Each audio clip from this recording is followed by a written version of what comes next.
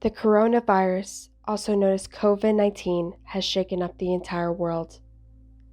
This global pandemic has quickly reached more than 2.5 million cases in a matter of a couple months. This deadly virus has caused more than 150,000 deaths, and it isn't going to stop anytime soon. On the plus side, there have been more than 700,000 recoveries. I will currently be interviewing a woman who lives in La Plata, Maryland, about this current topic. I'm worried about it. I'm nervous. Um, just like anybody else, I'm worried about my family. I have elderly parents, but it's not even just the elderly. Anyone can be affected. Even like seemingly healthy people can be seriously affected. Um, and I'm nervous about it. Ever since the coronavirus hit, many people have been affected by this. I'm in the unique situation of putting my house on the market like just 2 weeks ago.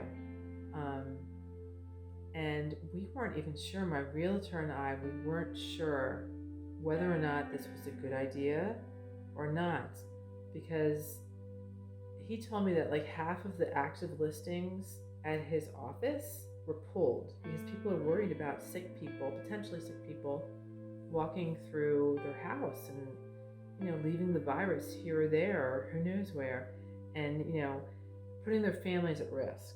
Due to the sudden COVID-19 cases, society has been frantic on making sure they are prepared to stay indoors with necessary supplies.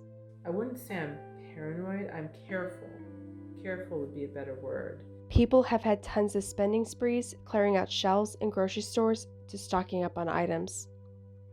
Going to the grocery store is like this like surreal experience, and I'm trying to limit how often I go there now.